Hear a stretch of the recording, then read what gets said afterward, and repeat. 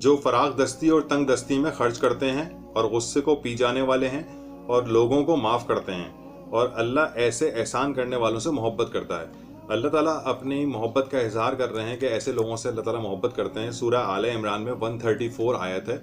आज है कराची और कुरान का छठा दिन, और मैं ऐसी आयत निकाल रहा हूँ जिन आयत से हम कराची वाले अपनी ज़िंदगी को बेहतर करें और दूसरों के लिए आसानियाँ पैदा करें, क्योंकि कराची कामयाब होगा तो पाकिस्तान कामयाब होगा। तो हमारे यहाँ पे देखा जाता है कि लोग गुस्से को नहीं पीते।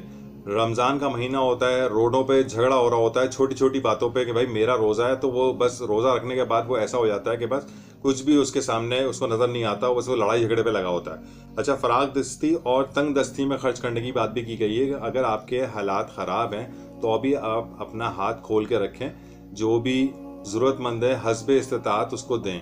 ये कुरान की आयत बता रही है, और लोगों को माफ़ करना सीखें, क्योंकि अल्लाह ताला ऐसे लोगों से मोहब्बत करता है। चलें अब दूसरी आयत की तरफ चलते हैं।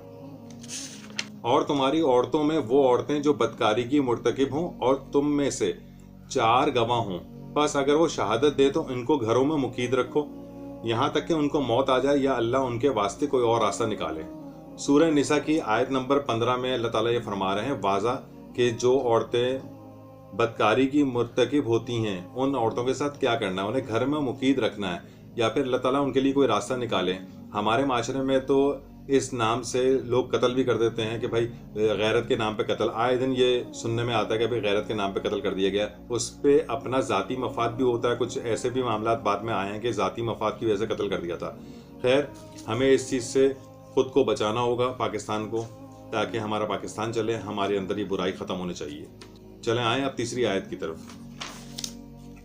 ऐ वो लोगों जो ईमान लाए हो, आपस में एक दूसरे के अम्वाल नाहक ना खाया करो, सवाए उसके कि वो बाहमी रजामंदी तिजारत हो, और अपने नफ्सों को हलाक ना करो, बेशक अल्लाह तुम्हारे लिए रहीम है।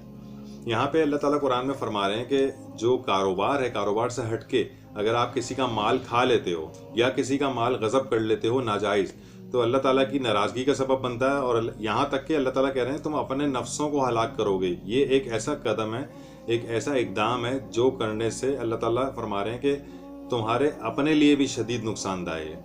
तो हमें इस बुराई से भी ख़ुद को बचाना होगा।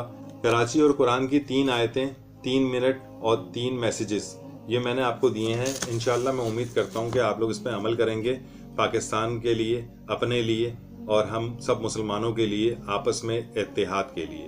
अस्सलाम वालेकुम।